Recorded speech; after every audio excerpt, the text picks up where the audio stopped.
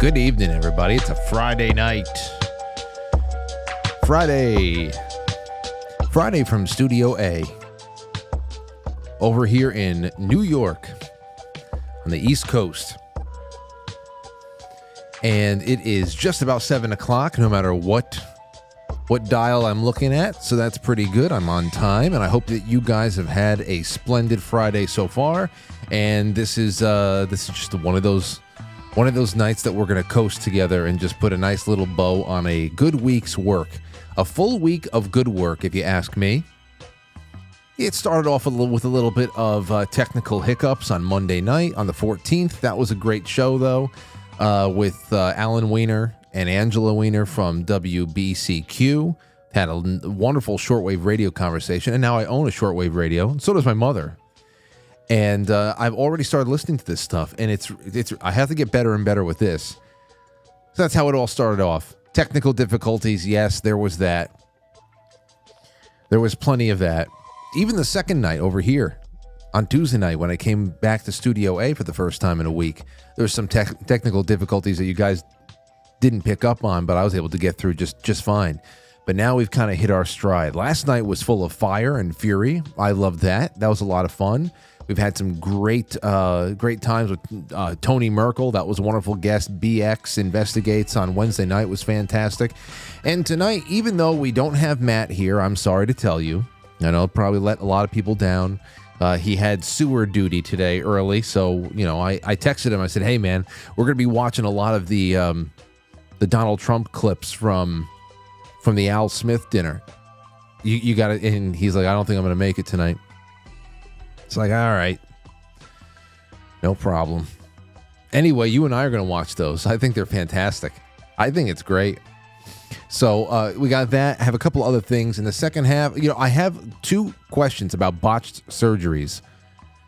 Actually, one question. One topic that might kick off the door to all types of feedback, actually. I started it last night. I prompted the theme, and tonight I'm going to read through that article. Maybe after we go through some of these clips, because they're fun. It's a Friday, and I would just like to get that out first, or as close to first as possible. I have a little bit of news, an addendum to last night's show about not necessarily the betting part of it, but things that support the idea that there may be some real stark realities that are being, I don't know, it's a hard time accepting them by the fortification crew. I say it has triggered a lot of desperate behavior, seems very desperate. I mean, it could just be that it's October and we're not in 18 days away from an election, and you just got to talk with greater urgency every day and hoping that's going to marshal all of your forces. That could just be it. Who the hell knows? But I don't see any signs of there being truly a popular movement out there that favors liberals all over the world. I mean, look what's going on in Europe. Talk about all that. The rise of the far right in Europe. We look into the far right, and it's just moderate ideas about border control, and welfare reform and all that other stuff. It's nuts. It's nuts. So what is the real thing here? What is the deal? All right. That's all I got. That's all I got for you on that end. Last night was a real thrill, and then there was the thrill away from the show. The show was really thrilling last night. I had a lot of fun with it. But then the Yankees were playing in the background. And man, you want to talk about, I love it because it's still something that is a welcome reprieve from the grinder, the daily grind. And this does become a grind after a while, even though sometimes it's not fun. Or as I said last night, it's never fun. You're just like relieved that it's over. But what a great game, though. It hurt. The ending really hurt. But the thrills and the devastation, they're still in good shape. We'll see what happens. They start tonight at 8 o'clock. I'll go home and have a nice time on the couch drinking mineral water until my insides explode. That's what I'll be doing. So I hope you'll join me. If anybody out there has a mineral water addiction, then you can just get into the Gilded and tag me and tell me all of your problems. I wanted to just remind you again, a couple of quick things. Go to quitefrankly.tv, the forum, to the top. There's The Mask of the Red Death by Edgar Allan Poe. Monday night, it's another short story for October. Book club. It's public. Everybody should get involved with it. All you got to do is read the 5-page short story that is right there. 5 pages. Read it. Leave a comment. Leave some comments here. And you'll see why I have referenced this story so much over the years in doing socio-political commentary on the show. I would love for you to be a part of it. That would be fantastic. That's Monday night. You're all invited. Doesn't cost anything. I provided you the reading material. It's right there. All right. Then we have this. Al Pacino will forever be haunted by an injury to his penis. Don't touch my penis. It's such pain that I could hardly walk home, said Al. Al Pacino is reflecting on an unpleasant childhood memory. Oscar winner, 84 years old. 84. That's just crazy to say that. Al Pacino's 84 years old. Detailed an injury at age 10 in his memoir, Sonny Boy. Pacino called the incident involving his penis one of the most embarrassing experiences of my life. I have a couple of those. I seem to cheat death on a regular basis, the actor writes in his book's first chapter, which recounted his upbringing in New York's South Bronx, per People. I was like a cat with many more than 9 lives. I had more mishaps and accidents that I can count. The story leaves Pacino squeamish to tell it now. It goes like this. I was walking on a thin iron fence doing my tightrope dance. It had been raining all morning, and sure enough, I slipped and fell, and the iron bar hit me directly between my legs. The author recounted being in such pain that I could hardly walk home. An older guy saw me groaning in the street, picked me up, and carried me to an aunt's apartment. Once there, a young Pacino and his family waited for a doctor to arrive at his house call. Oh, man. I lay there on the bed with my pants completely down around my ankles. As the 3 women in my life, my mother, my aunt, my grandmother, poked and prodded at my penis. In a semi-panic, I thought, God, please take me now, as I heard them whispering things to one another as they conducted their inspection. Like what? What were they saying? As the Scarface star put it, his penis remained attached along with the trauma. He added, to this day, I'm haunted by the thought of it. Yeah, well, we've all got stories to tell. We've all got stories to tell. And maybe one day I'll tell mine again. But not now. Perhaps at a late night show when I know most people are sleeping and not watching. That would have to be a private conversation between me and at least just a couple thousand of you who can handle it. All right, so here we go. Here's another one for you. This has to do with last night in the betting market thing. Headline from the Wall Street Journal. So there's probably going to have a, I don't know. There's no paywall. Usually when you have a Wall Street Journal article up for more than 5 seconds, a paywall appears. A mystery $30 million wave of pro-Trump bets have moved the popular prediction market. 4 Polymarket accounts have systematically placed frequent wagers on a Trump election victory. Okay, so they're talking about this. They're bringing attention to, you want to call it an anomaly, an outlier compared to all of the other polling. All the other polling, you think about it, Rich Barris, you would think that someone like Rich Barris would have all the reason in the world to say, hey, it really is that lopsided between these two. Trump is really about to blow the whole damn thing out. I mean, even people like Rich have them nobody's really killing the other. There's definitely edges. There are places where things are being mischaracterized. But as far as what is being shown in the betting markets, it is an outlier, a big one. Vice President Kamala Harris and former President Donald Trump are neck and neck in the polls, but in one popular betting market, the odds have skewed heavily in Trump's favor, raising questions about a recent flurry of wagers and who is behind them. Over the past 2 weeks, the chances of a Trump victory in November election have surged on Polymarket, a crypto-based prediction market. Its bettors were giving Trump a 60% chance of winning on Friday, while Harris's chances were at 40. The candidates were in a dead heat at the start of October.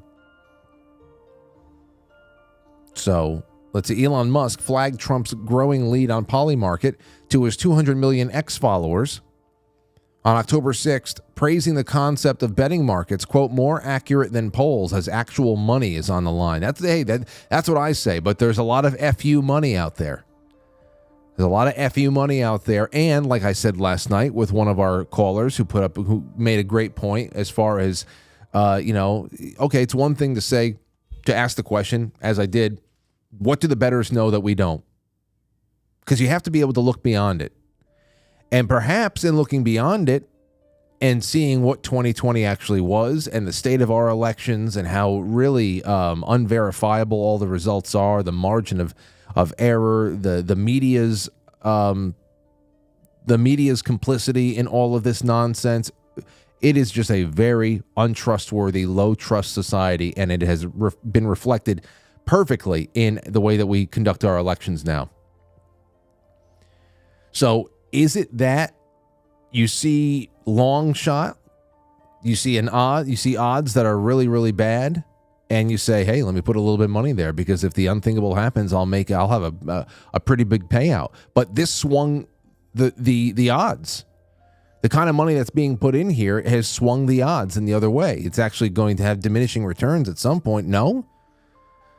Anyway, they're putting some ideas in there, and I just wanted to say other people have taken note, and the conversation rages. Okay, let's get started. When we come back, I want to do just a little bit more news. We're going to start with some statements that came out of prison by Steve Bannon, who only has a couple of days left in his prison sentence. He'll be out just a couple of days before the election. And I can't wait to talk about this. It'll go into a couple of news pieces. Then we're going to go into the Al Smith dinner highlights. And I can't... They're so funny. They're great. I made a bunch of timestamps so I know exactly where we're going. Can't wait to take your calls and pose a couple of topics of conversation to you as well. Be right back. Don't go anywhere, ladies and gentlemen. It's going to be a fun Friday night if I have anything to say about it.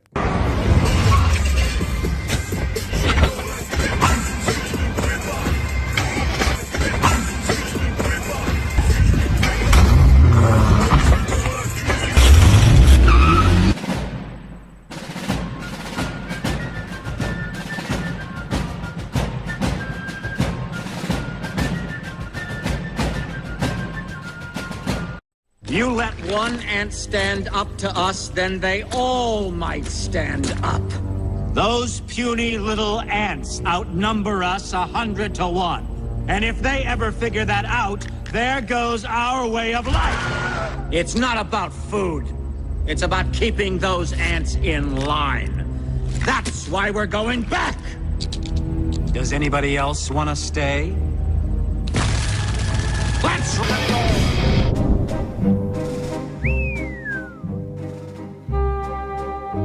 Thank you, everybody. Welcome to the show.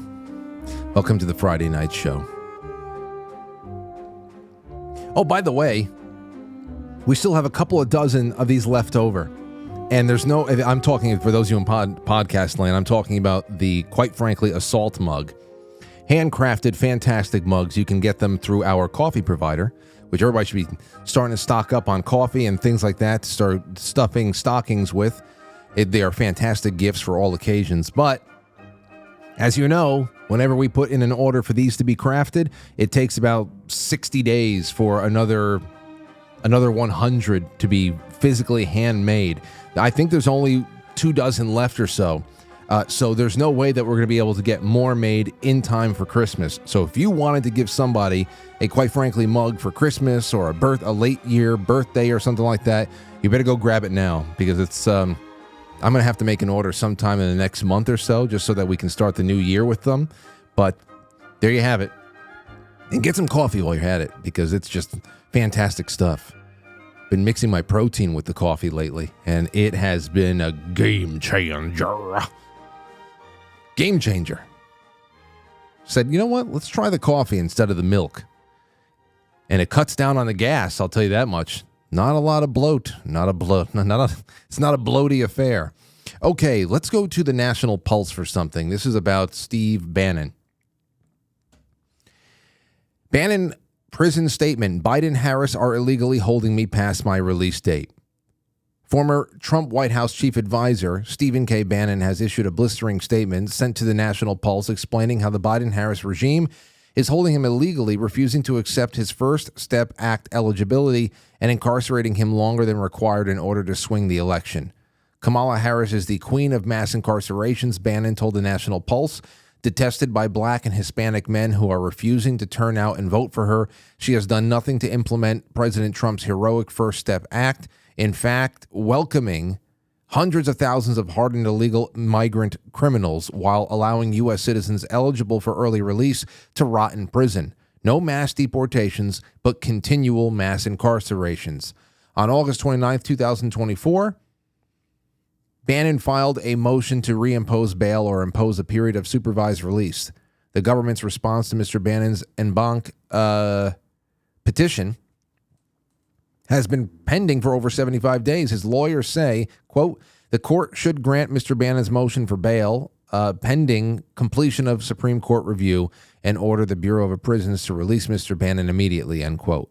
Bannon then continued, saying Harris will lose this election on her inability to get black and Hispanic men to vote for her in Philadelphia, Detroit, Milwaukee, Atlanta, Phoenix, and Las Vegas. The 4 years she did nothing for family reunification of American citizen prisoners while genuflecting to illegal alien criminals is coming back to bite her. Her Indian heritage surely taught her karma is a bitch, end quote. He concluded by saying the Harris Bureau of Prisons is illegally holding me past my legal release date, trying to eliminate one of President Trump's strongest advocates. These criminals reek of desperation. That's what we were talking about last night. Signs of desperation, and whether or not that gives some of the betting market fluctuations an even bigger aura of legitimacy. You know? Then why wouldn't that reflect in the greater polls? And where is it? Those are the questions I love throwing to somebody like Rich Barris. Hopefully, we'll be able to get a lot of stuff like that done in about a week or so. Maybe I can get him on before November 4th. Who knows? Just to do little checkups along the way. Things happen so quickly. On that, especially when it comes to voter turnout, black Americans, Hispanic Americans, whatever the hell in between, non-white Americans, this is the big thing. We have to break everything down into these categories. You have this radio host, Shelley Winter, goes up on CNN and goes up against the narrative about black voters and Donald Trump. CNN's out there trying to create a wedge with whatever 5 people are watching them. Of those 5 people, one of them might be black. Trying to create a wedge, and I really, really love how this all breaks down. And I have more to tack on to this, so take a listen. The editor-in-chief of Bloomberg. I want to move on to what Donald Trump has said about an issue near and dear to both of your hearts, the issue of black Americans and Latino voters. Kamala Harris has been doing interviews on black media.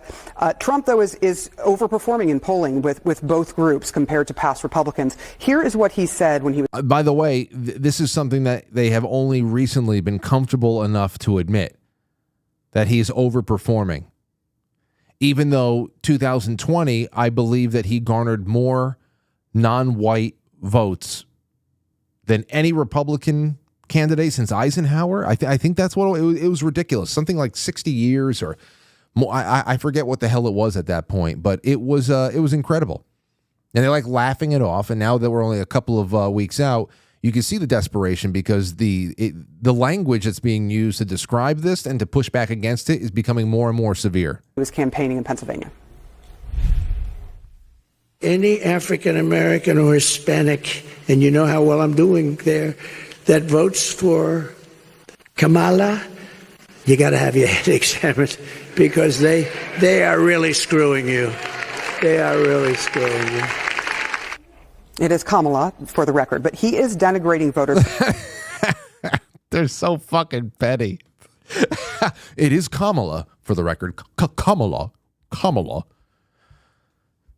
Oh, my gosh. Who cares? Who cares about your stupid names? I'm fine with being corrected with names, but they've turned it into this, you're only saying it because it's like, it's an exotic non-white name. It's an exotic non-white name, and that's why you're saying it wrong. And we need to break down the white normativity culture. Everybody's name is Kyle in this country. It's Kamala. You can't say it. Respect. It's like a culture thing. That's what they've picked this up. It's a petty little footnote. Everything. I hate them.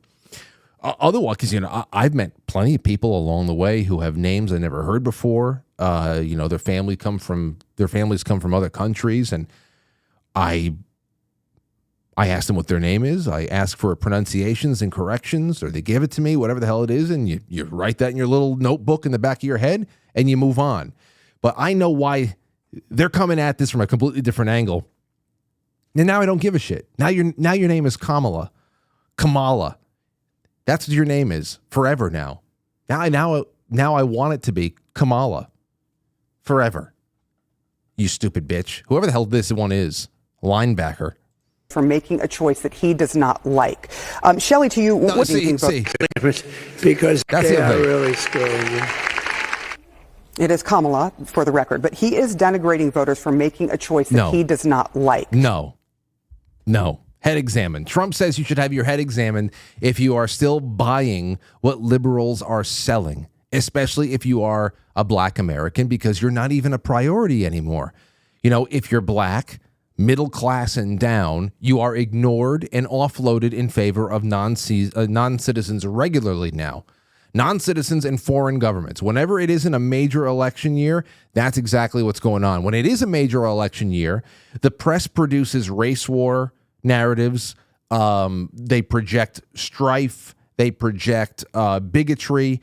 They start, BLM, Black Lives Matter, starts trending on Google again. You can actually see the election cycle, ebbs and flows of how the internet and the press act every 2 to 4 years on major election years. And the Democrat nominee, of course, right now is doing something very common, is promising 19th century slavery reparations. That's what it is. And so that's the real thing here. That's the real thing. And he's saying you should have your head examined because all this nonsense, it doesn't help you. And then what I think is the worst of all is that because empty promises are empty promises, whatever. Every politician has made them, or even if they're just pie in the sky dreams that they know that it might not be legislatively possible because the way that things are fed up. But if you want to sell a vision to somebody, that's great. The vision is never liberty for Democrats. It's always about hooking yourself up into a methadone drip of government dependence and everything else. And they say that it's owed to you because you were born in a certain place, and these people who were born in another place want to see you subjugated and blah, blah, blah, blah, blah, blah. But the worst thing about what they do, aside from the empty promises, is they project the Democrats, they project stupidity and helplessness onto black Americans when they argue that voter ID should be done away with. And that is just incredible. That voter ID should be rejected. That is just still incredible to me. Because it's not even about black Americans at that point. It's not even about black Americans. If you think about how insidious it actually really is, what a progressive will do is they have to first characterize black Americans of being lost babes in the woods who can't even be expected to own identification, to possess proper identification in a world that requires identification to do anything that adults do on a daily basis sometimes. Okay? So the first thing they do is they characterize their target demographic as helpless, useless, overgrown babies. And then they do that, not even for their own benefit, so that they can open the door and keep the door open for non-Americans to vote against black interests, against black American interests. It's incredible that first they project helplessness onto black Americans with the whole voter ID thing. That's always what they do. Onto ethnic minorities, they project helplessness onto them, even though it is the most routine thing in the world, the easiest thing in the world to obtain ID that most everybody does after the age 18. And they're not even doing it, they're only doing it so they can use them as a human shield to allow people who should not be able to vote against their interests. It's so sick, but I digress. Because this silly woman anchor over here on CNN gasps at Trump suggesting that minorities should have their head examined when Joe Biden was allowed to specifically question black people's black identity if they considered a vote for anyone but him in 2020. Biden actually said, "You ain't black." All right? It wasn't about, I mean, you can say that about anybody. If you're thinking about voting for this person, you should really have your head examined. Joe Biden on that fraud Charlemagne's radio show, The Breakfast Club, no less. He just sat there, just sitting there, letting him say it too. He said, "You ain't black." That it's like he got so specific with the racial denigration. But you know, that's it. You know, that's it's incredible. I just love those, you know, the things that have been going on. Trump was at a barber shop in the Bronx, and it's really awesome. And I know I've been doing a little bit more gushing lately, but it's just because the last few weeks, Trump has been doing very smart media moves, things that I think just help in general. It's what I wanted him to be doing all throughout the first 4 years. He is like, I don't know, he's on every kind of podcast possible. He's going to all these very ordinary, everyday places like barbershops and whatever. And it really brings highlight to everyday people. I really like it. It accentuates what ordinary people are actually feeling and thinking about things, and not canned opinions from metropolitan media vermin like what's going on over here. Either way, she was pushed back on, and take a listen. Shelley, to you, what does he achieve with this? Well, first of all, how is he denigrating voters? He's saying that they are being, for lack of a better word, screwed. Taken advantage of. Yeah, they are. They're being taken advantage of. They're paying higher pricing. They're working class, the ones that he's talking about, working class, lower middle class. They're paying more for food, they're paying more for gas, and they're being taken advantage of. But and Shelley, over the course of 30 years, they voted. He also said that they had to have their head examined. That is not something that is a compliment. You see how petty? It's not. There's nothing to be said about this. Yeah, but Shelley said that they have to have their head examined. It's a turn of phrase. Turn of phrase, weirdo. Whoever the hell you are, you robot woman. Is this one of the Optimus robots with a new skin suit? I mean, what the hell are we even talking about here? It's so petty. I don't even know how this plays. It can't play. It makes no sense. And I'll give you one more minute of that. Obama just told me the same thing. I've got black women telling me I'm not really he inferred them. He implied them. He certainly did. He even threatened us with, "You're lucky Michelle's not here." I mean, come on. Let's not make things up. Let's be honest here, and let's really be clear what's being said. If you're an African-American man, look, let me boil this election down in the African-American community to a very simple a reference to great Malcolm X.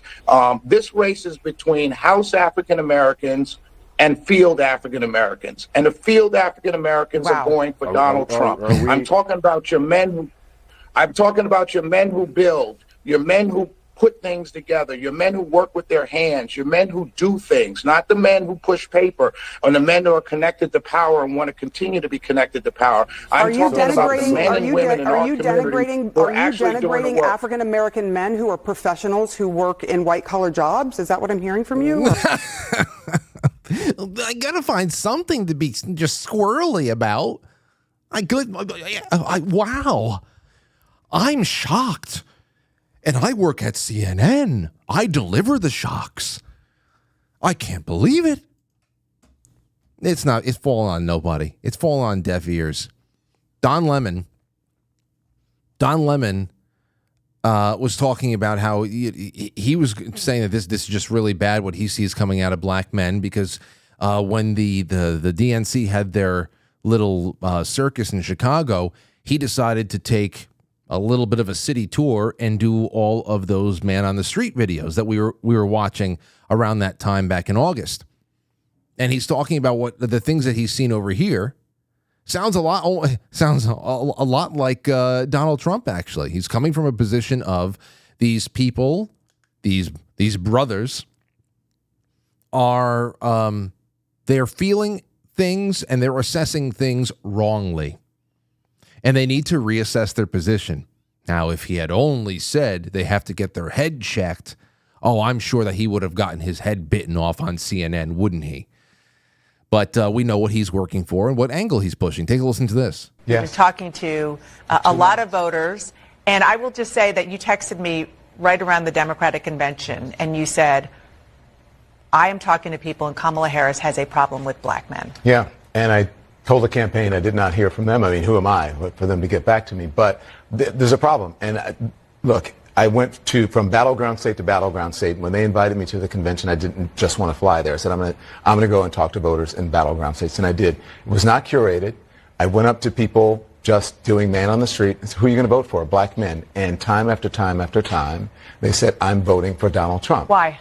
Now, there are reasons why. They said, because most of the time they said, well, for economic reasons, right? Or because he gave me a stimulus check. And I had to correct them over and over and tell them where that stimulus check came from a Democratic Congress and from Nancy Pelosi, and that Donald Trump actually held the check up so that his name could be put on the check. So they remember, ladies and gentlemen, that Democrats used stimulus checks as a way to bribe a lot of extra Georgia voters out. You remember the Georgia special election in January of 2021?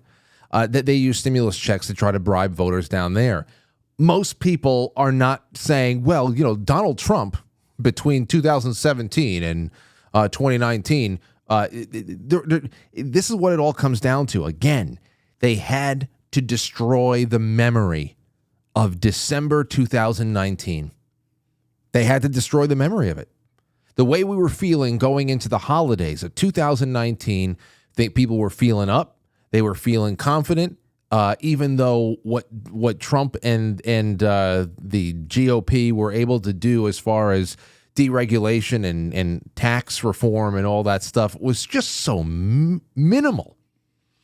Can you imagine what we would produce as a nation if we really cut the spending and we were not taxed? Can you imagine? Just forget about that. I always talk about, imagine the charitable givings in that kind of a situation. Imagine what people would give if they weren't taxed into the poorhouse and had their money distributed for them. I mean, it's just think about it. There would be so many amazing things that would happen. Anyway, going in 2019, people were buzzing economically, and it wasn't because of stimulus checks. It wasn't because of stimulus checks.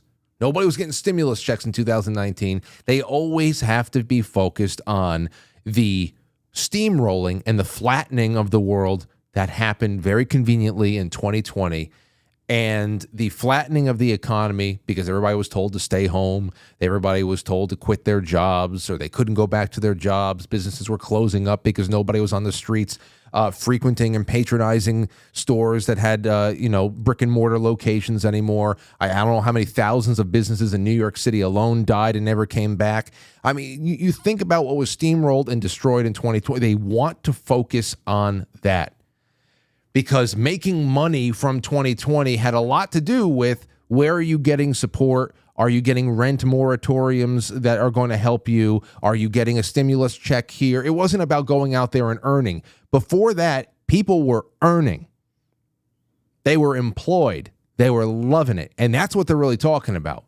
Now, these idiots up there, of course, Don Lemon has to focus in on the 5 people he talked to out of God knows how many people he came by who said, well, yeah, I got a stimulus check once. That's not what the fuck the story was with anybody.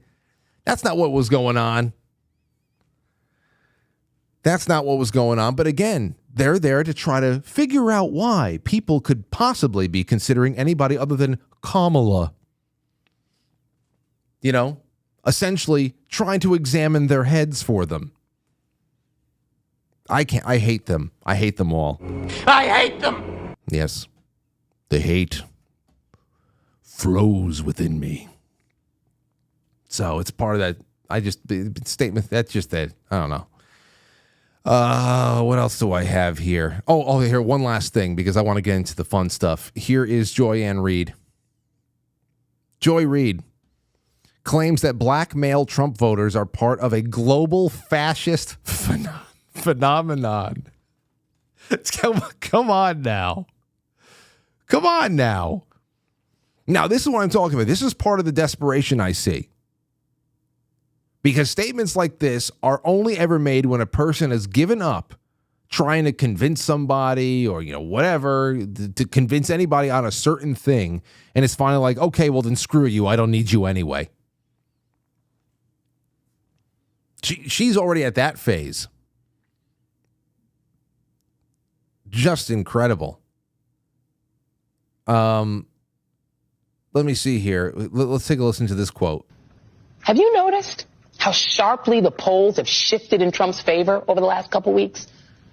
With these claims that Trump is surging with black and Latino voters and leading in every single swing state, according to secret internal polls, despite all the Hitler talk. What? Yes. This race will be far. Despite all of despite how many times do I have to invoke Hitler before somebody just gets scared? Why isn't anybody scared of Hitler coming back? Are too close. Because unfortunately, we do have a fascist groundswell in parts of this country, mainly among white men, let's be clear. Okay. But in small pockets among black and brown men, too. This happens to be a global phenomenon as women become more economically independent and seek positions of power. Oh, right. Yeah, you're a very powerful woman, Joy. Very powerful. Can't. Yes, I'm afraid of your heat. Oh, my gosh. Well, I just wanted to throw that out there. Okay, it's 7:36. Now let's get into the fun stuff, shall we? So we had the Alfred E. Smith Memorial Foundation dinner the other night on quitefrankly.tv.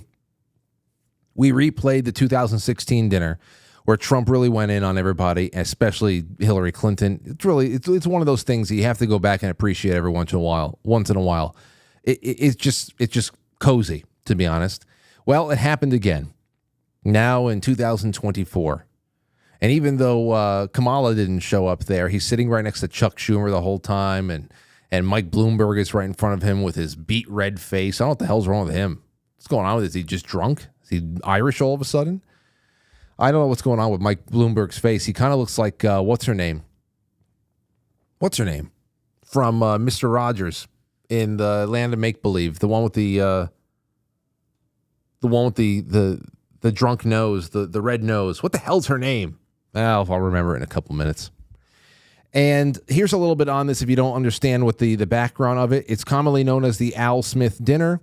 It's an annual white tie dinner in New York City to raise funds for Catholic charities supporting children of various needs in the Archdiocese of New York, held at the New York City Waldorf Astoria Hotel on the third Thursday of October. It's hosted by the Archbishop of New York. It's organized by Alfred E. Smith Memorial Foundation in honor of Al Smith, who grew up in poverty and later became the governor of New York 4 times.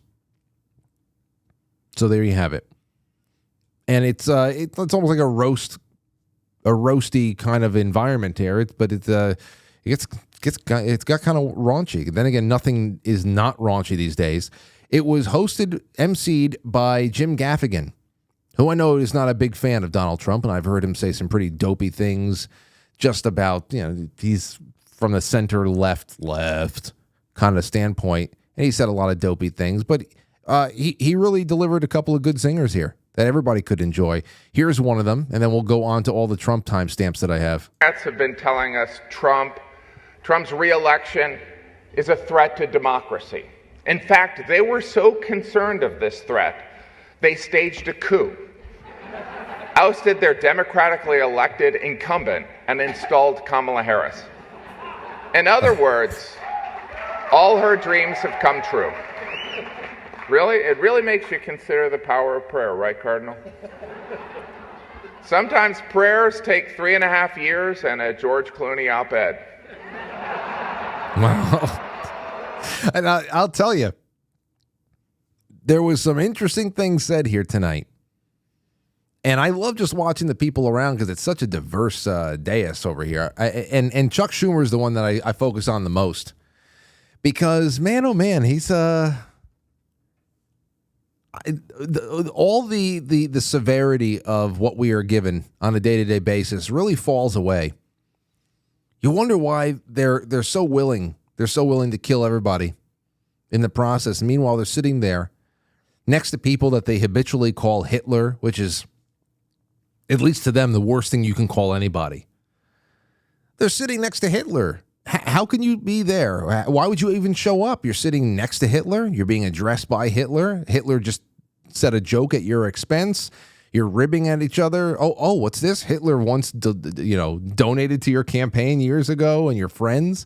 It makes no sense. Anyway, I have a couple of timestamps. I think a lot of them are great. Here's the first one at 6 minutes. Let's go do it. And by the way, we're going to be playing this entire thing tonight after the show ends at 9 o'clock on quitefrankly.tv. It'll be this entire 30-minute long, joke reel. And then we have a bunch of other stuff we're playing. I'll tell you about that after the intermission. This evening, amazing pleasure. And these days, it's really a pleasure anywhere in New York without a subpoena for my appearance. Anytime I don't get a subpoena, I'm very happy. They've gone after me, Mr. Mayor. You're peanuts compared to what they've done to me. And you're going to be okay. Yeah. Eric Adams was there. So they're bonding a little bit over all that stuff. Let's go on to 7:10, a dig at Kamala and a little bit at talking about RFK. To the event, and in particular to our great Catholic community, very disrespectful. The last Democrat not to attend this important event was Walter Mondale, and it did not go very well for him. He lost 49 states and he won 1, Minnesota. So I said, there's no way I'm missing it. Actually, it was not easy for me to get here tonight. Because I wasn't going to miss this thing, no matter, I didn't care. I wasn't going to miss it. But that's true, Walter Mondale, 49-1. He was expected to do well, and it didn't work out. No. It shows you there is a God. I mean, for those people that are questioning it. I understand the real reason that she's not here is she's hunting with her running mate, spending a lot of time hunting. In any event, it's a weird. You know the word weird. They call me weird. They call JD weird. We're very solid people. This guy is calling us weird, but this was weird that the Democrat candidate is not here and with us tonight. I want to also congratulate somebody who's going to make us all healthy, RFK Jr. We love you. I don't see him. He's campaigning all over the place.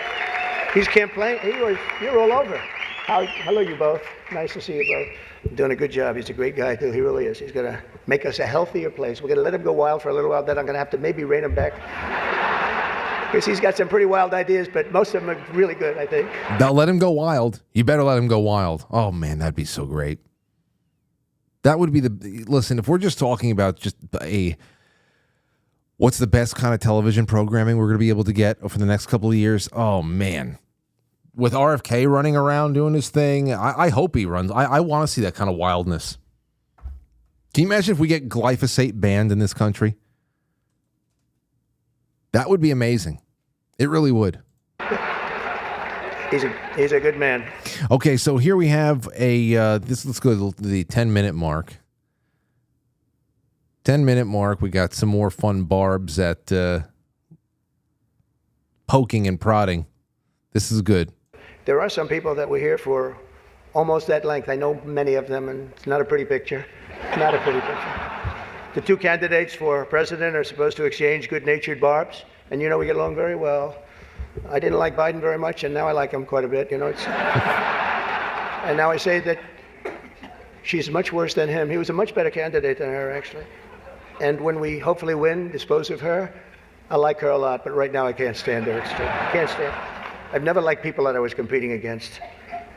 When you do, a lot of bad things happen, and we are doing well. By the way, the votes are starting to come in. You got to get out and vote. And Catholics, you got to vote for me.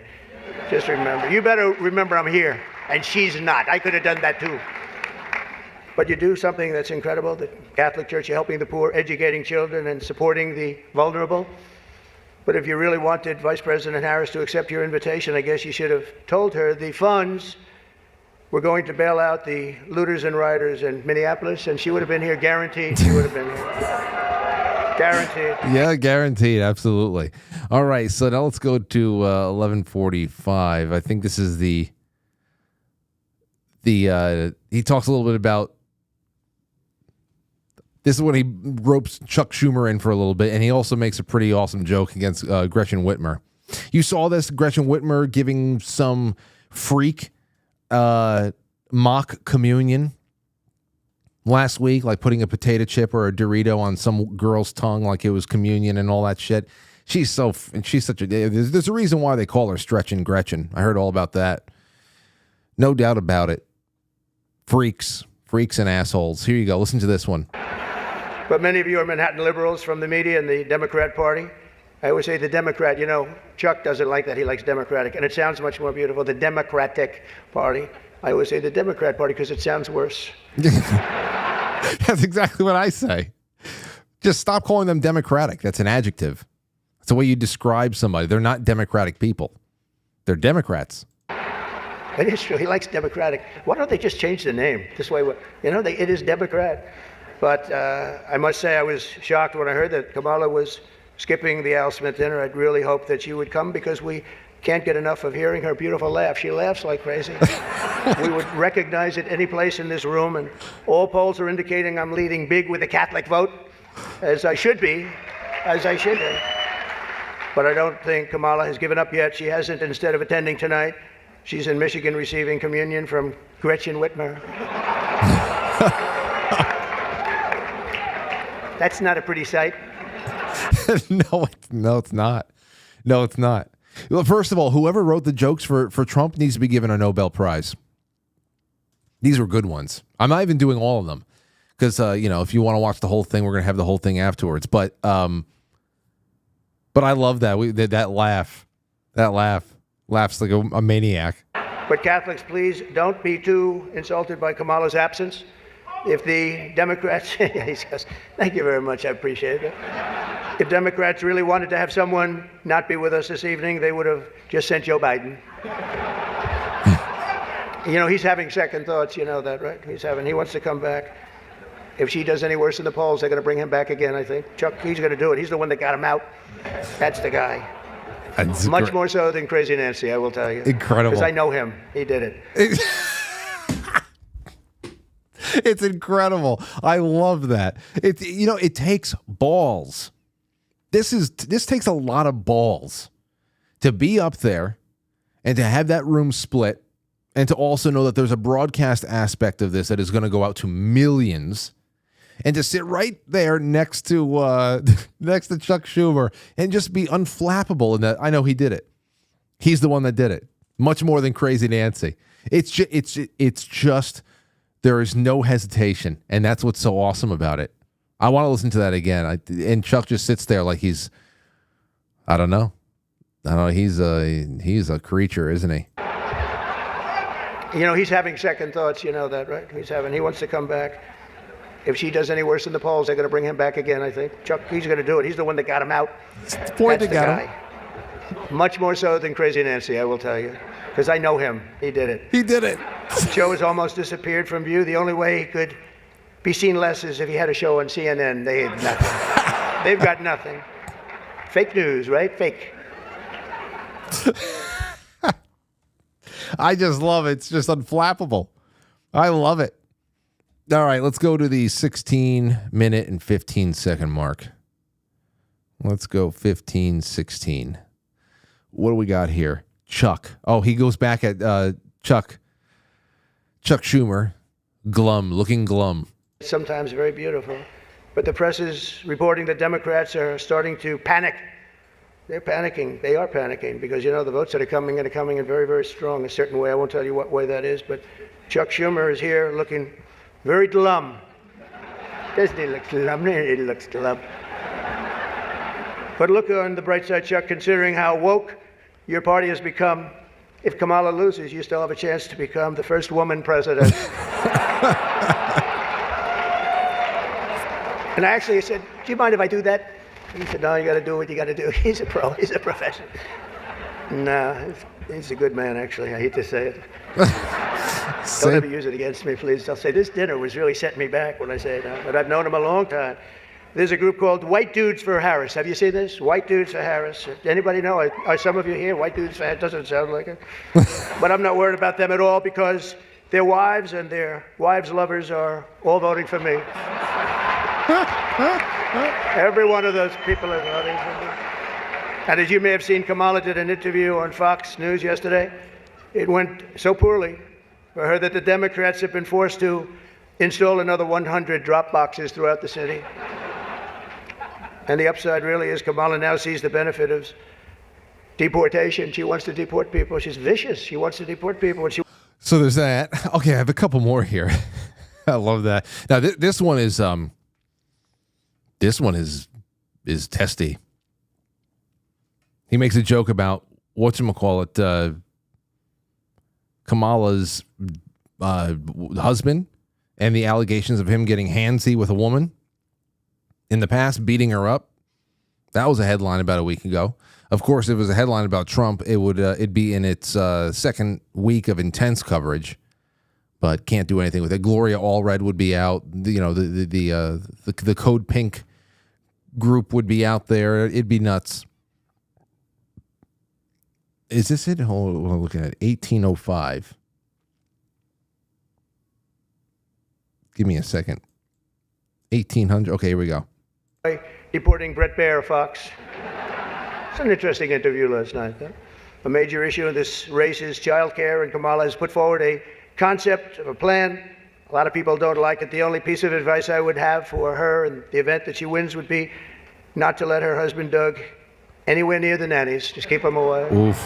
That's a nasty one. That's nasty. I told these idiots that gave me this stuff, that's too tough. Oh, I did. You know, they told me the last time I did this, I was running against Crooked Hillary. And, I mean Hillary. No, I was running against Crooked Hillary and I did it. And I thought it was a roast. So I was told it's a roast. And I had the meanest guy you've ever seen write stuff up. And man, was the room angry. Even the Cardinal remembers. I went overboard. Don't you agree, Cardinal? It was like terrible. And I knew I was in trouble around midway through because, you know, people had not, even my own side was angry at me. They were saying it's too much. But I did it anyway. I didn't give it a First of all, I want to know who's writing the jokes. I texted Dilly last night. He never got back to me. Said, do you know who wrote the jokes for Trump? I need to know who wrote the jokes. They need to be given a prize. I will send them free chocolate, something. I don't have that much to give away, but I will find something to I don't know, a basket. Thank you for the laughs. And look at you. Did you notice Mike Bloomberg the whole time? He knows he's right up front with that boiling red face for some reason. I don't know what the hell he's been drinking. Or if he has a condition or something like that. I don't remember his face being so boiling red. But he knows he's on camera.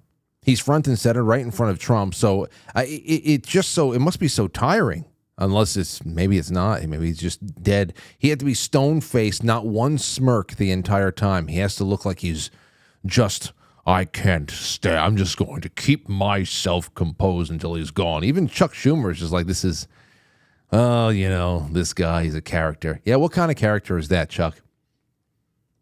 Hitler-esque. Hitler was a funny guy, I'll tell you. Let's see here. That's 9:16. Is that it? Okay, so there's a couple more. I have two more. 2105. It's a little bit about Jim Gaffigan playing Tim Waltz on SNL. 2105. That's good enough. Don't mind it somehow, and I think it's just part of the game. I'd like to thank our MC this evening, Jim Gaffigan. Most recently, Jim has been playing Tim Waltz on Saturday Night Live. and that'll be a very short gig, I hope, Jim. But it was fun while it lasted, wasn't it? Let's see how that lasts. It better be quick. We don't want him, and I'm not going to say anymore. But unfortunately, Governor Walz isn't here himself, but don't worry, he'll say that he was. He's going to say it. I used to think the Democrats were crazy for saying that men have periods, but then I met Tim Walz. The stupid show, The View, is so bad now that the other day I was watching it and thinking to myself, you know what? They really need to bring Rosie O'Donnell back. Oh, it's bad. It's bad when he thinks that Rosie can help improve the show. That's bad. All right, 2257. This is the last one I have, and it is it's a dig at Bill de Blasio. I thought for a second he was going to go after Mike Bloomberg, but that wouldn't have been the case. He wasn't the worst of the New York City mayors. It was definitely a marked, that's where the marked decline was there. Started getting into the sugar stuff and all the other crap. I think Mike Bloomberg was elected as a Republican. Is that what it was? I think he was a Republican. He came in, coasted on the momentum of the Giuliani days, and then I think he just went Democrat. I don't know how the hell that happened, but he jumped right over Mike and went to Wilhelm. Don't let it be back. You're going to win, Eric. We have another former New York City mayor with us, frankly, easily the worst in our history. And it's not Michael, that I can tell you. I'm surprised that Bill de Blasio was actually able to make it tonight, to be honest. He was a terrible mayor. I don't give a shit if this is comedy or not. He was a terrible mayor. He did a horrible job. That's not comedy, by the way, that's fact. But unlike the rest of New York, at least Bill doesn't have to worry about the criminals. They owe him big. He let them get away with a lot of stuff. Well, I'd better wrap up because Mayor Adams told me earlier that I needed to make this one very quick, especially the city has reserved this room for a large group of illegal aliens coming in from Texas. That's right, they've reserved many rooms, a lot of rooms, too many rooms. But in all seriousnness, it's an honor to be here to support the city and the community. It's a great community that I love. I've been here a long time. And yes, well, it was fun. I saw a couple of highlights, and I said, okay, I have to watch the whole thing and make some timestamps because obviously this is full of gems. And I only made, I left out a lot, and it was like 25 minutes or so in its entirety. And that will be part of the after hours programming. Now listen to this. When we come back, the lines are going to be open. I want to take calls throughout the week. What's on your mind? You want to crack a joke? You have anything you want to say? Please call in. It's going to be a lot of fun. And I also am going to put this out to you. Take a look. We're going to read this together. It's a very, very short read. Doctors realized at last moment that they were harvesting organs from a living patient. He was moving around, kind of thrashing. Now, I have a question for you all. We're going to read this, but the big question that I have for you all is going to be this. Where the hell did I put it? No, okay. Has a doctor, I'm talking about botched surgeries, has a doctor ever taken something off of you that they weren't supposed to, out of you that they weren't supposed to, or made some kind of physical alteration you never asked for, or did I want to hear about this, Edgar Allan Poe had it's just like an Edgar Allan Poe kind of story. He was afraid of getting buried alive. Well, being put out and having things, whoopsie. When my brother was like 2 or 3 years old, they told my mother that he had a hernia, and they opened him up, and he had no hernia. I don't know. Somebody was drunk. Something happened. They said he had hernia when he didn't. I don't know why they didn't sue back then. That would have been a nice little payday. He could have... Who knows? So I want to talk about strange happenings with you and doctors and surgeries. If you have any surgery stories that are, that you would like to, that's not too painful to bring up, but let's go ahead with that. This is a crazy story. I also have something else I can ask you too about some observations that I made driving through the Adirondacks that I've seen elsewhere in this country, and I'd like to find some things to talk about in the last hour that we have together for the week. So we'll be right back. It's a brief intermission. Go grab yourself a nice cold glass of something and be here in about 90 seconds. We'll be right back. Quite Frankly and Rise Attire have come together to create a merchandise collection that is sure to draw eyes and start conversation. High-quality t-shirts and hoodies that are perfect gifts for the Franklies in your life, or even if you just want to treat yourself. You can wear your Quite Frankly gear proudly, knowing that everyone else around you is a fucking loser for not already knowing about the show. So go to the merch tab on quitefrankly.tv and check out the growing collection of Quite Frankly classics, including the Founding Frankly, the Quite Nationals baseball tees and hoodies, the special edition Tony Black tee, or Protest the United Nations like a Chad. It's all laid out for you there on the quitefrankly.tv merch page. And remember, when you wear Quite Frankly merchandise, you're simply better than you were when you were naked.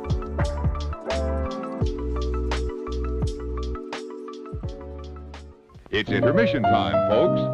Time out to press the like button. Thank you. Welcome to intermission.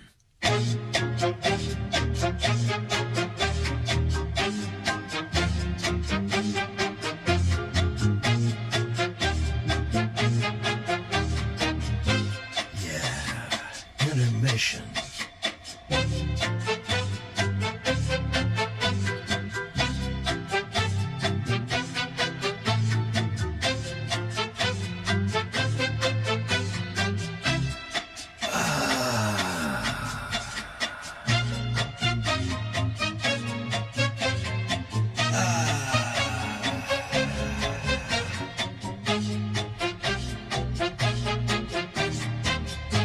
You are now entering Quite Frankly.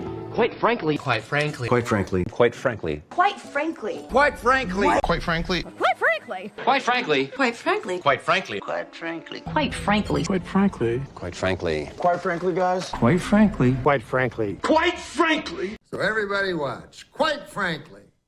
With Frank. Dare you.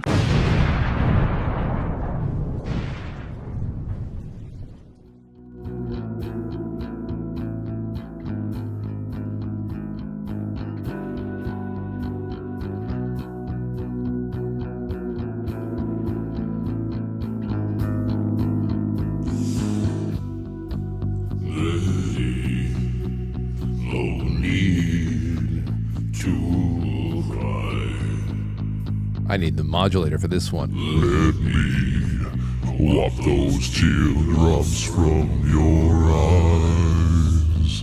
I could do it then. Oh, man. So. Let's get to some super chats. Let's just clean this all up. Jay Britt says, TGIF, Frank. Sad Matt couldn't be here tonight, but I imagine he needs some me time. After the horrors he's seen today in the sewer, God bless him. Oh, it's probably not that bad compared to the job he was doing before. It's probably just an early day, so I'd rather him just get off of work and go take a rest and relax and come over here and be falling asleep on me. It's always good to have a guest that is not on the verge of passing out from work, you know, because then it's practically they're not here anyway. It's just you dragging them along. So there's that. Zoso Dude says, they're really rooting for another Yankees-Dodgers World Series. It's been 43 years since I last saw them do battle, and then it hit me. This would be Frank's first time. Go Yanks. Do it for Frank. I would love that. I would love it. And it would be a great thing for this show, too. It's a very, very exciting thing for me and for me to remember. And Aurora is just so close to being able to remember things. Like, we were about to go and take her to the Radio City Music Hall Christmas extravaganza with the Rockettes and all that stuff, and then it was just we're looking at the price, and the biggest determinant. It was steep, even to go there in November and not in December. It was a steep price per ticket, but the biggest thing was, okay, well, you do this once in a lifetime, at least once if you live in the New York area, and you say that you did it, you create a memory, and there you go. That's the whole thing, a memory. A memory a 4-year-old is probably not going to have. So, who knows? Who knows? If I can just get her to understand how the game works a little bit, then that'll set the foundation for what I think next year should be a lot of fun. take her to the stadium for the first time and see the all that green grass under the lights. It's a beautiful thing. It really is a great experience, especially if you're being raised in a baseball positive household. It's nice, really is. Okay, over on Rumble, let's see how people are doing. We have one Rumble rant there. It's from Jay Semo. Says, "Happy Friday, Frank." Well, thank you, Jay. It's great to have some people bubbling with support over there and having a good time. A lot of people watching on Rumble. You can always send those rants to get read on the air. Robert Sarnes on QuiteFrankly.tv sends some shades. Cave Toad says, "I may have to hold off on more gold pills until sports ball season is over." I would never recommend you gambling on sports. That would be terrible. Crockett Man says it's Kamala because it's Indian. If she were black, it would have been Kamala. Yeah, you're right. You're right.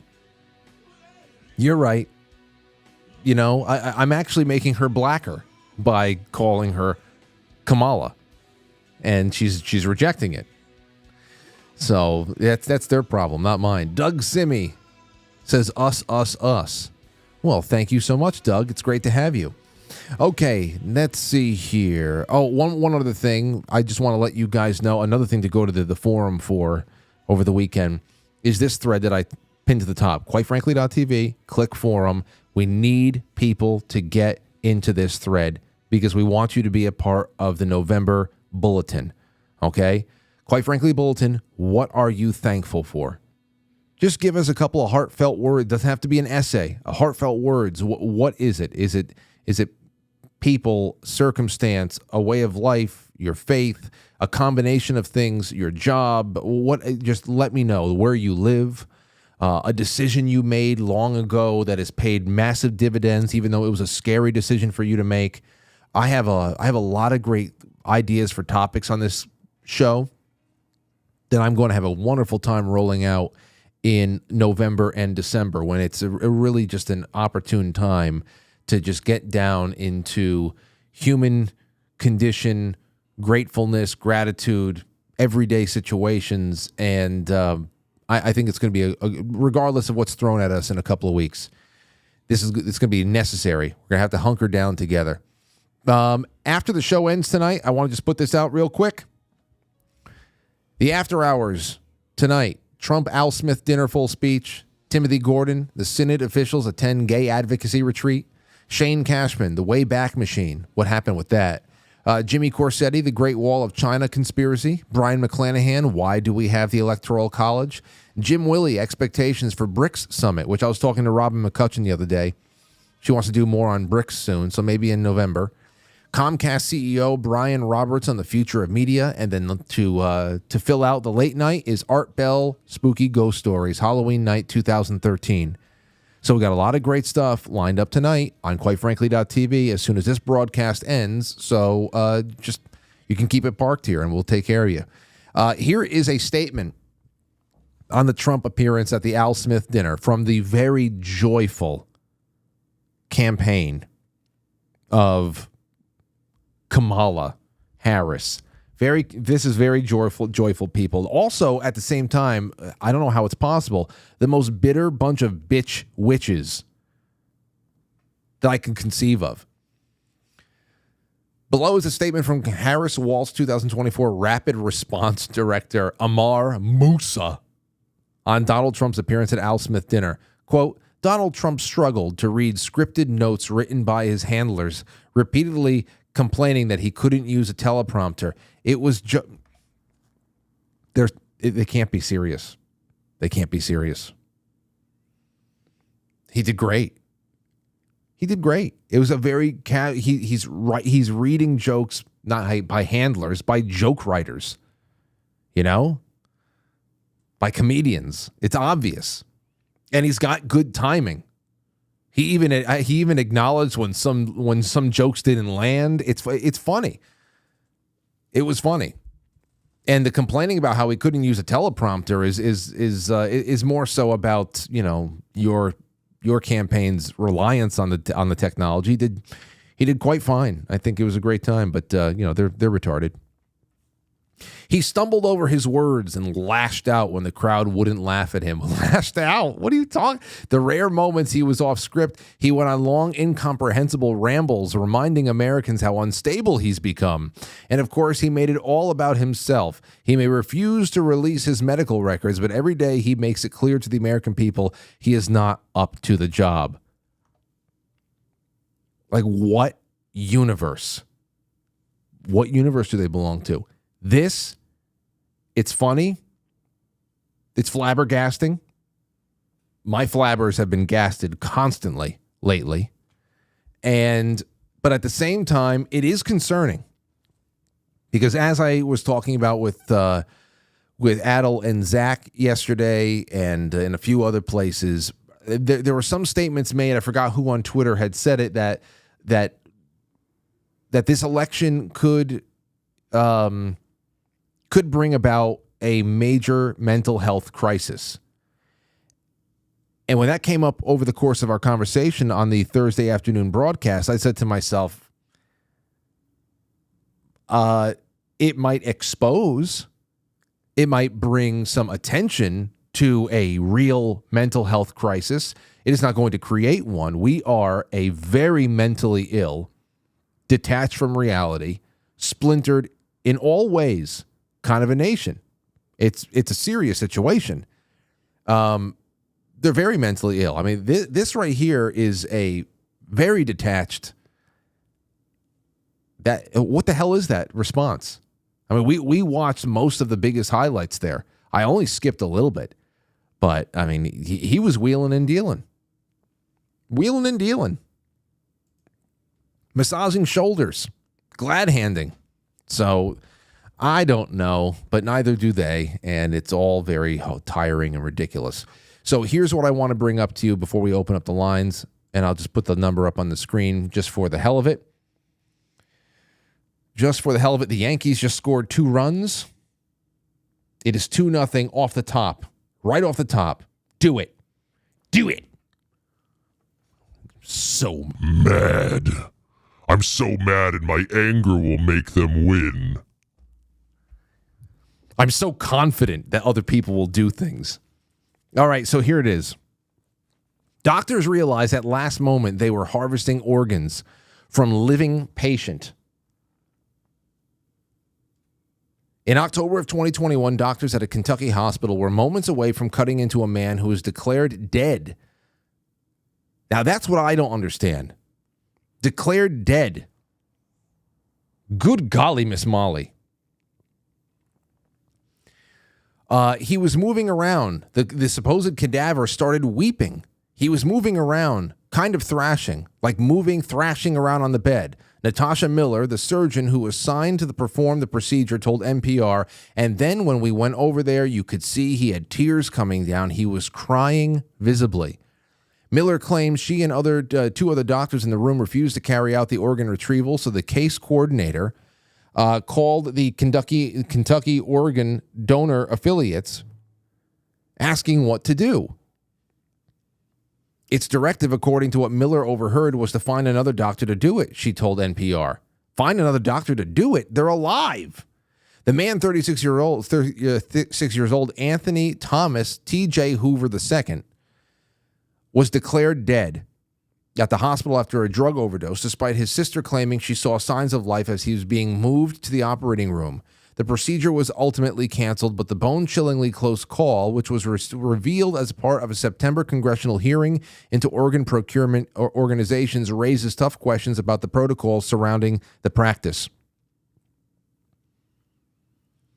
I hope that a case like this really is extreme, but it does reveal some of those underlying issues that can arise when there are disagreements about the determination of death. Matthew DeCamp, well, can a corpse cry? Matthew DeCamp, an associate professor of medicine and bioethicist at the University of Colorado, told NPR. Nicoletta Martin, An organ preservationist who was among several employees who quit COTA after hearing about the incident said she reviewed the case notes from that day. According to what she found, the doctor sedated the donor when he woke up and tried to continue with the procedure. What?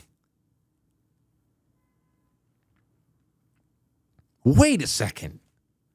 I didn't even get this far.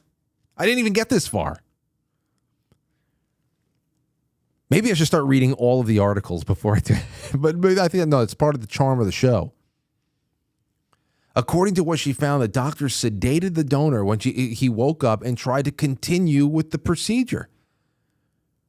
I bet you any money they're Democrats.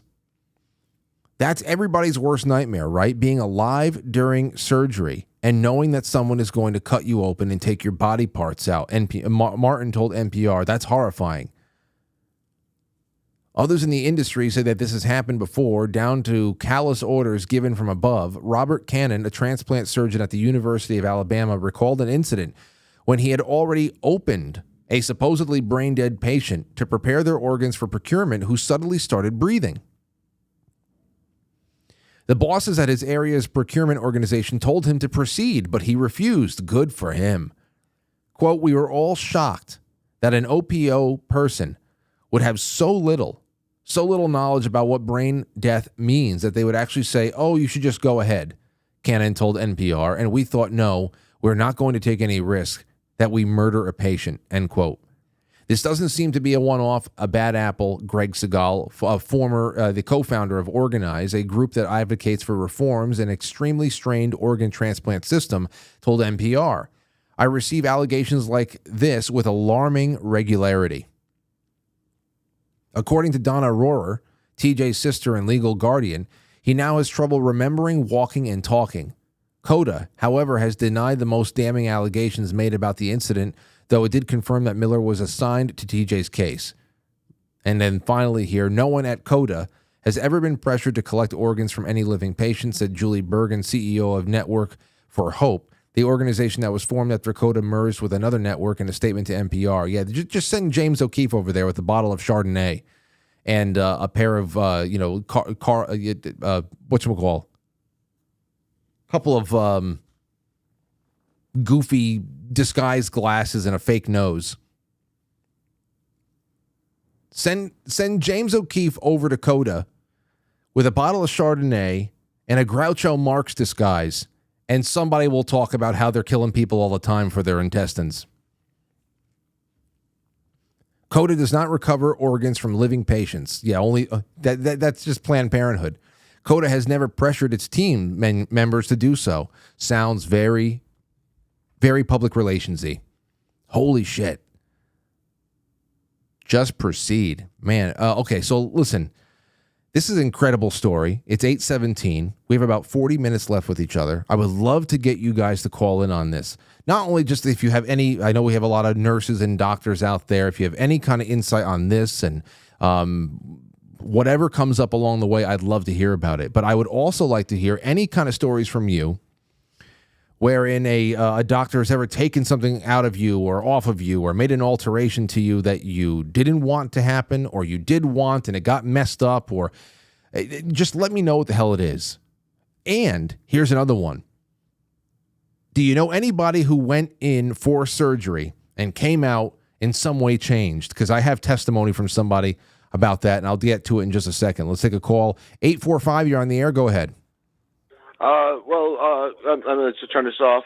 The respect that I have for real surgeons, real doctors that literally perform amazing amounts of surgeries that we can't even and prolong people's lives well. Mm-hmm. Okay, that's that. Why are we not hammering these people over COVID? It's our biggest talking point. What they did during COVID was so unfucking precedented that like we literally need to go back to that senator that had that huge round table with the nurses that were seeing the most egregious activities ever in the history of modern medicine. Why are we not fucking pounding them over the head with this, Frank? You're talking about Ron Johnson and all those hearings he put together? Yes, sir. Yeah. Those are something else. And you know, you could attach this to that. It definitely speaks to a certain kind of culture that is, at least on an administrative level, very, very seems to be prevalent. And then it also goes hand in hand with organ procurement with the unborn. It goes hand in hand with all that stuff. And I have this other thing that somebody brought to my attention is the use of cadavers in training people that will never actually ever need to work on a human body necessarily. They train the medical staff with cadavers, which is remember when Leonardo da Vinci had to fight the church to get a hold of a dead body and it was sacrilegious, and I get it, but I will tell you and praise God. A dear person to me had an amazing surgery done at Columbia Presbyterian, and I give my heart to these people, what they are doing, but you no longer do medical students need to work on dead bodies, there's a fucked up part of our system. What do you mean? What? Like if you want to become a doctor, you have to fuck with a dead body, right?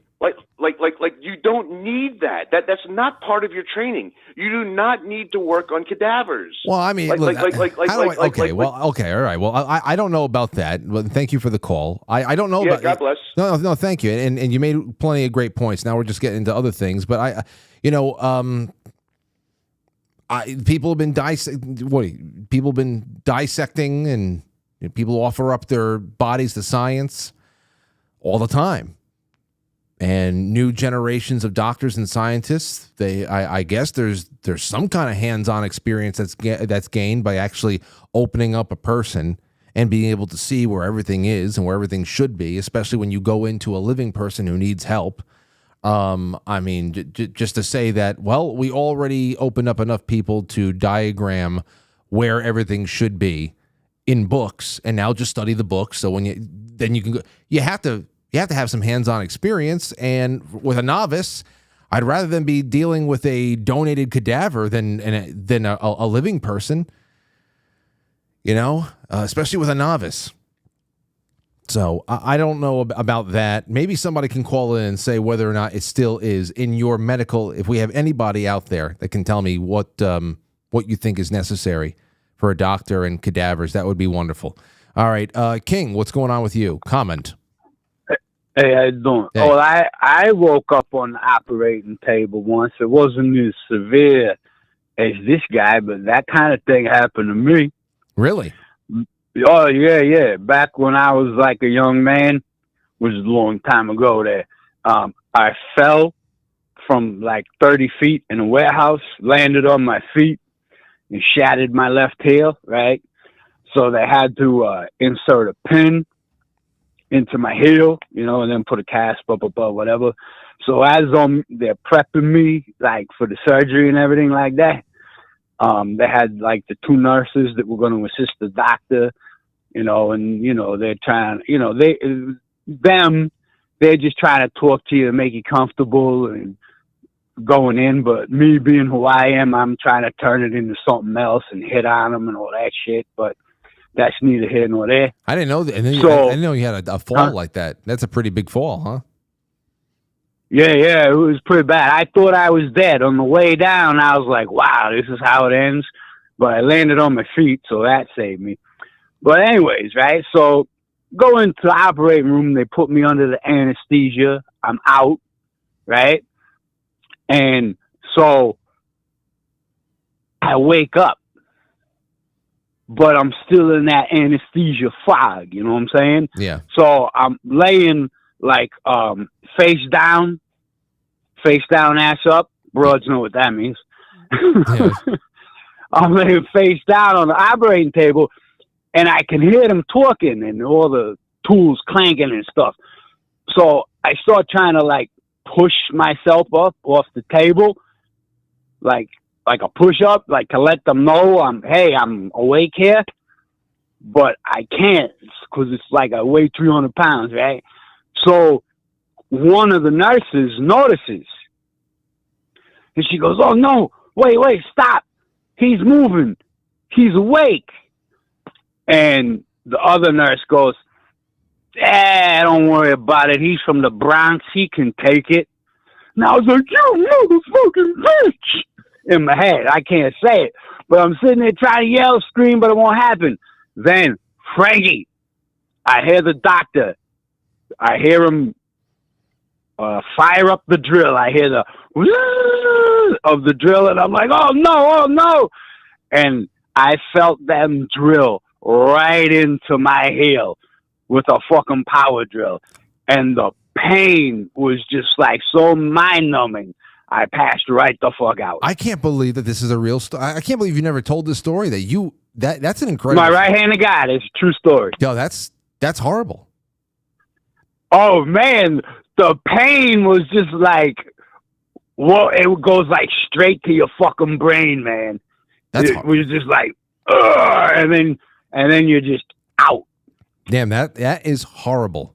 I think it more so. Hey, but I'm from the Bronx. I can take it. Understood. That's that broad. Understood, but still, I mean, that's just what we're talking about. No, that's a joke. I don't think that. No. I know I'm from the Bronx, but fucking that don't mean I can take you drilling into me while I'm awake. I get you.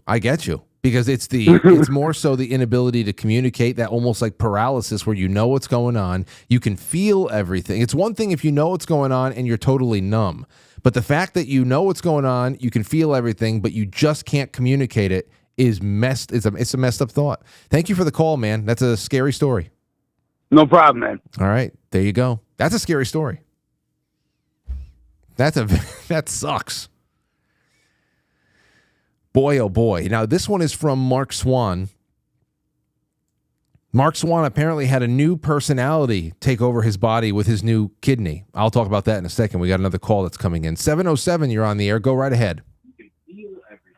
Hi, Frank? Yes, it is. Yeah, hold on. I got to get you off the TV. Yes. Okay, are we still talking about cadavers and body parts? Cadavers and surgeries, botched surgeries, all that stuff, yes. Okay. Well, I don't know if you remember somewhere in the early 2000s, there was the oral surgeon from Fort Lee, Mastro, I can't remember, Mastro Marino. Oh, they made a video. His wife divorced him. He would go around to the funeral parlors and replace bone with things like plastic tubing and stuff like that. He would go to funeral parlors and remove bones from cadavers and replace it with plastic tubing. That's right. So what was he doing with the bones? And then he would sell that, to a bone bank. Oh. And to this day, because I had surgery, and they said the bone bank, they were going to get my discs from the bone bank, and then a plate and screws and all this other stuff. To this day, I don't know where those parts came from. Wait, what the hell's a There were lawsuits. There was also, they made a movie.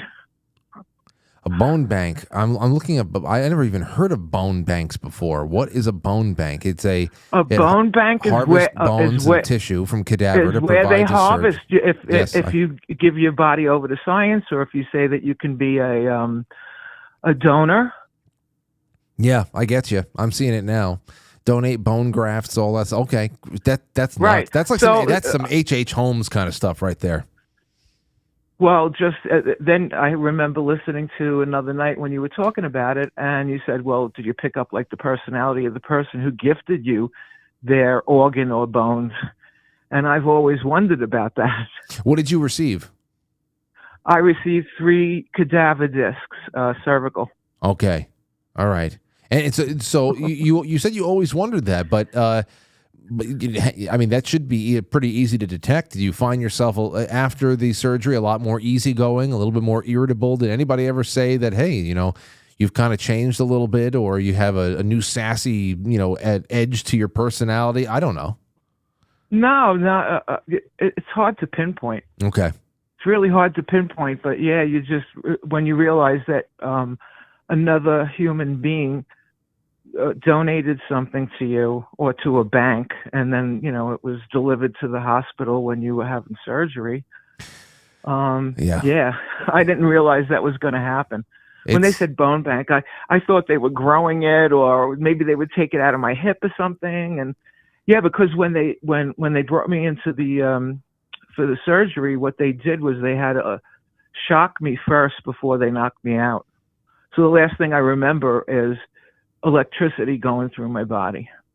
They had to actually give you shock. Why electric shock before they put you out for surgery? Something about because you're dealing with the spinal column. He was working around the spinal column. That's like your electrical network. That's very interesting. From the brain to the knee bones connected to the whatever. Okay, well, okay. So, last question: when was this surgery of yours?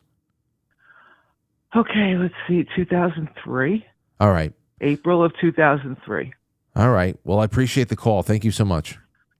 Thank you. All right, that's a great. Ciao for now. Ciao, ciao. Be well. So then, that's another question I have.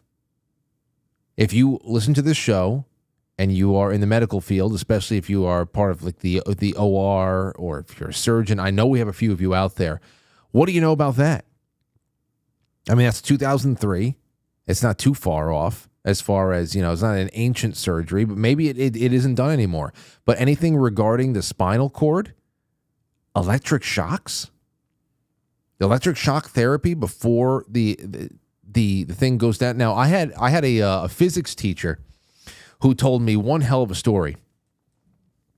Right before it was Dr. Payne, Payne. And right before we all graduated in high school, he got our whole physics class together, and he told us the big story about him and his surgery. He had to have brain surgery. I've said this on the show before, and I've heard it other places there too, where there's this method of bringing the entire temperature of the body down into almost like refrigerator status.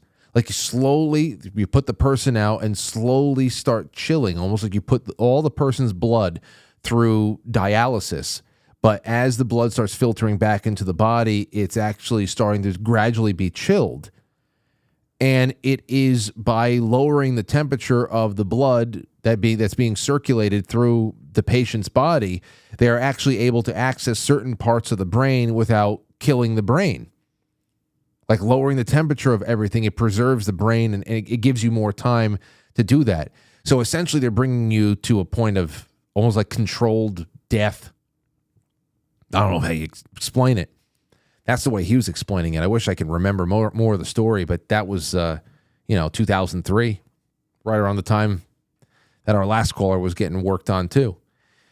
And his, he was having all types of experiences. He was seeing himself. He was on the outside of himself. He was in cold blue waiting room. He was viewing his body on the operating table. He was from a third person perspective. We got a lot of that stuff from him. That was a really interesting day. But the electric shock therapy, is that almost like hitting the degauss button on one of those old tube monitors for computers? You remember the degauss button? You youngins don't know anything about degauss, do you? Let's take a call. 321, you're on the air. Go ahead. Hey, Frank. Congratulations on your New York team there, buddy. What New York team? Yankees. Oh, well, no congratulations in order. We have to win two more, and anything could happen. Oh, wait, we just hit another home run. So there's 3-1 at the top of the second.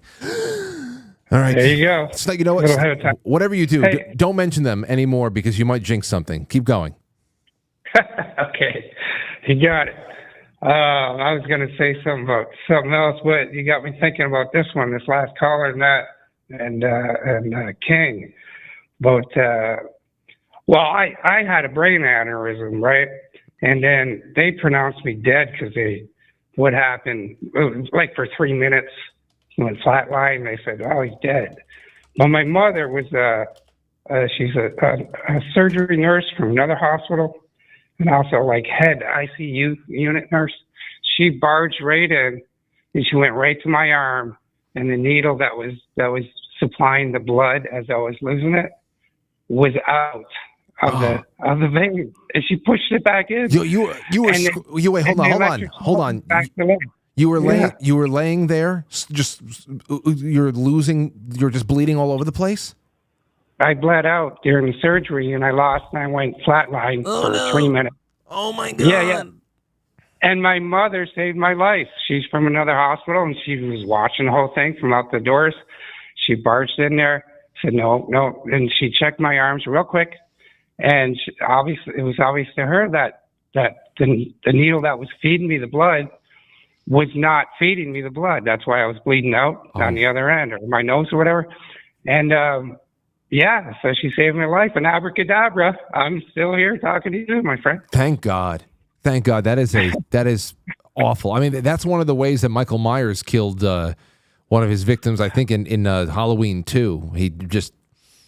It's like I don't know, just bled somebody out by putting in. Oh, I can't take that. That's horrible. Yeah, fiction's just like life, isn't it? Yeah. Well, thank you for the story, and I'm happy that you were saved. I'm talking to you. All right. And mothers know best. Mothers know best. Mothers always know when their children are bleeding out in an OR because somebody did not plug in an IV all the way. Oh, how horrible would that have been? Whoops. I understand that there are high-risk surgeries. I understand all types of things happen, even low-risk surgeries. Sometimes things go wrong. There's some of the most horrible stories.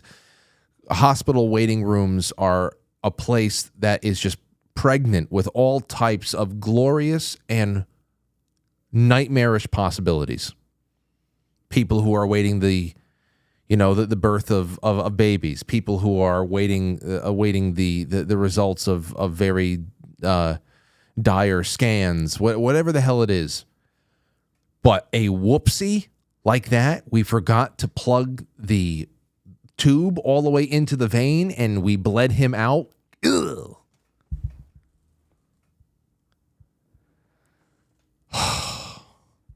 Why are you gay? I don't know what you're talking about. You are gay. No, I'm not. Stop that. Ridiculous. All right, let's take a call. 458. Go ahead. Hey, what's up, Frank? Ben, how you doing? I'm doing all right. Who's this again? I didn't hear that. Yeah, it's taking you off speaker. This is Ben. Ben. Man, I got to tell you, I love your show. I watch it every night. It makes my day. Thank you, Ben. And King, I mean, he's awesome, dude. He's my favorite. When he was on, that was badass. But I was calling you doing the stories about kind of faux pas in the hospital. Yeah. I mean, we kicked it off with this pretty giant faux pas where they're literally going to take organs out of a person who is not even just like, hey, this guy who wants to give a kidney to somebody. It's like this guy was supposed to be dead. They're probably gonna hollow him out completely. But yeah, go ahead. Well, but I mean, that's so King's story, just brought it up for me. Although I had way different reaction. I wrecked my motorcycle on Thanksgiving, totaled it, and I got air life to a nearby town, and then from there they kind of got me stabilized. And I don't know if it was in the helicopter. I would imagine it was in the actual operating room, but they put me out in the one hospital and then flew me to a different hospital about 30 minutes away. And same thing during the surgery. Like I could hear him talking. I could hear the doctor like telling the people around him what to do. And I don't know, but I have more of a sense like in my spirit, like this isn't like they don't believe that I'm going to make it. You know what I mean? That's the sense that I got. And so, dude, I gathered everything that I had to, like, it was like, what do you call it, that movie where she moved your big toe? Like I was like that with my hands. And then finally I moved my arm, and one of the nurses, a guy, he's like, hey, he's moving. And like, I reached up and I pulled the respirator or whatever that was helping me breathe out of my throat. And I'm like, hey, I'm not giving up, so you guys can't give up either. Like, something to that effect. And then I just fell back in exhaustion. But so that happened, right? and the rest of the hospital stay was just awful because it was during COVID. They lost their best staff. But bottom line, I ended up with like PTSD, and I didn't even know it. I went to an additional surgery at a different hospital because I was like, I can't go back there. I mean, I'm just terrified. And they're about to do the surgery, and they send the anesthesiologist in, and I'm like a cat on a screen door as it was. I didn't even know why. And the same anesthesiologist walks in. Oh no. And he looked at me and he's like, "Oh my God." And I was like, nope, just get me the fuck out of here. And he calmed me down. He swore on his kid's life I wasn't going to wake up, but yeah. Wait. He swore on your kid's life you were going to wake up. No. Okay. So I woke up during the surgery before. Oh, you weren't. Right? Okay, hold on. Okay. You weren't going to wake up during this. Okay. I thought it was just like during this additional surgery. Yeah. I thought it was just like the months later. Yeah, gotcha. I thought he was. Somehow he said, "No, don't worry. You're never going to wake up." And no, he didn't say that. He swore his kid's life that I would wake up. But that's the other thing though, is at the hospital after the first surgery, like months earlier, right after the accident, one of the nurses said, like, because I was just like, you know, I was going crazy. I'm like, where the fuck am I? Like what happened during surgery? Am I like alive? And anyways, I was asking for like where my mom was and my kids were and stuff. And one of the nurses later on that night, like she got up like close to me and she told me like in a Joe Biden low voice, she's like, "If you don't start listening to me, you're never going to see your mom again." And I'm like, I don't know. It terrified me. It was very strange. The whole deal was, it sucked. But anyways, I got through it. Not as strongly as King 40 though. Well, it's you know, hey, I appreciate. I'm glad that you're here. I'm glad that you're well. Hopefully, the PSD has abated a little bit. You've been able to make some kind of get some closure on that and work through it. But I would be totally traumatized as well. I appreciate the call. The only surgery. Oh, please. I remember I had my tonsils out when I was in second grade. That's it. I had to do an MRI once. That was horrible. I probably should have been sedated for that as well. Second grade. And I remember waking up from that. My brother had like his, he had tubes put in his ears, and he had, what the hell he have done? Something that he was just fine. The next day he went home. But I stayed overnight. My mother stayed with me at the hospital. I remember waking up, being wheeled down to recovery. Oh, I remember I was fighting with the doctors. You know, they're like, "Okay, let's put it on your mouth," and I can smell the gas coming through the thing, and I remember saying, "Oh man, it smelled like grapes or something weird." I hated the way it smelled, and I like, "No, hold on, I got to tell you something." You know, kids do. And eventually, they just held me down and just put the mask on my face, and I went out. And when I woke up, I was being wheeled down the hallway to the recovery room, and I just remember the bags of ice packed underneath my throat, and I think my mother was there, and I remember like coming to, and all the other kids in this, I guess, is a pediatric recovery room. There's just kids crying all around me. And I wanted to cry too, because it was just everything was just so sore and whatever, and I was just confused and shit. And of course, everybody else is crying, so I was like, "What the hell is this purgatory that I'm in?" But I think I fell back asleep. And then I remember waking up in the middle of the night and having to throw up blood. My mother holding the basin there for me. I think the next morning, my brother they brought McDonald's breakfast for my brother and I. They're like, "What do you want?" And of course, I wanted what I always liked from McDonald's back then in the early 90s, the McDonald's cheese Danish. There was nothing like it. Nothing. There was nothing like that damn cheese Danish. And I wanted the cheese Danish and a small orange juice. Well, wouldn't you know, Orange juice was not going to happen after they rip your throat out. That wasn't going to happen. Rip my throat out, and I wanted an orange juice. Yeah, one mini sip, and that was it. Couldn't do that anymore. All right. Well, here's from Mark Swan. Listen to this. This is on the personality question. Has anything changed for you since you accepted a part from another person, living or dead?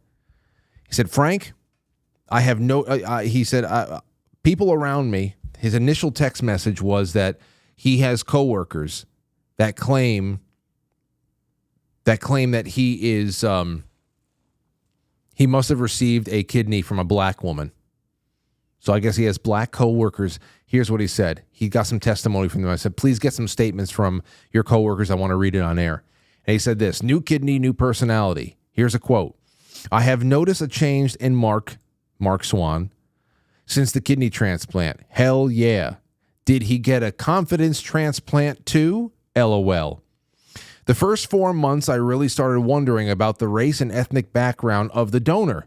This white boy, Mark, clearly got an old black woman's kidney. Mark was once the quiet guy in the back of the room, but those days are long gone, that he went from silent observer to unsolicited advice expert overnight. He is more assertive, forthcoming, and giving opinions about any and everything, especially shit you don't ask. Now I ask myself often, saying, Mark, I didn't ask you shit. So Mark might have an old black woman's kidney inside of him.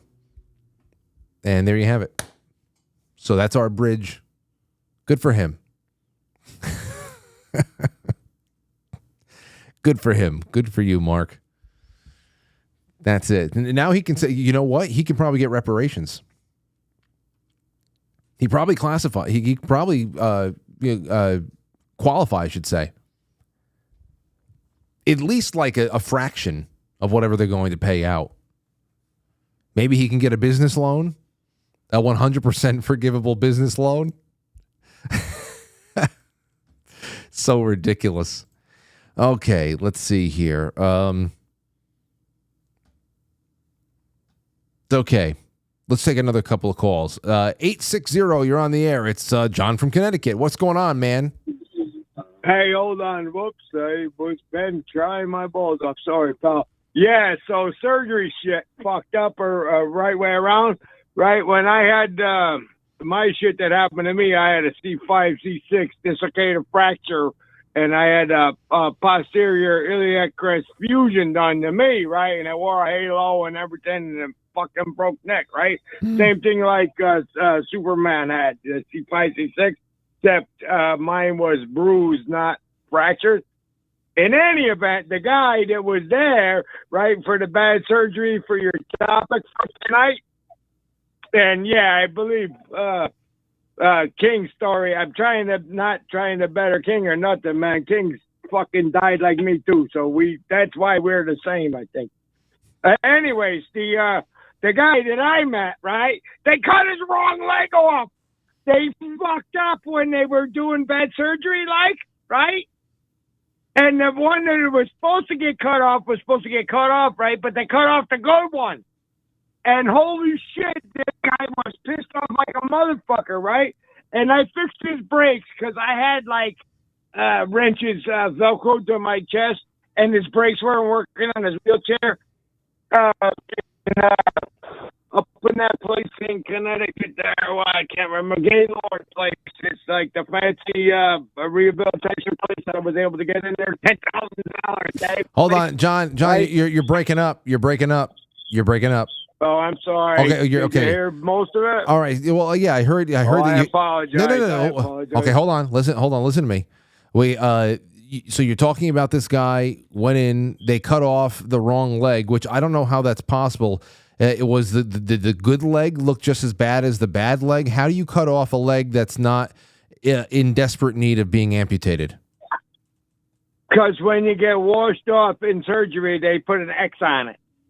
And they transpose the notes and didn't do right or left. Damn, that's all it takes. This ain't no lie. This ain't no joke. I ain't joking about it. And I met the guy, and I fixed his brakes on his wheelchair, and he had no legs, right? I mean, he was because they had to go back above the knee guy. He was cut above the knee. I was wearing a halo, and I came back from dead and shit because I had a C5, C6, right? Whatever. And I was in the joint with the guy, and we were smoking cigarettes out front, and his brakes weren't holding.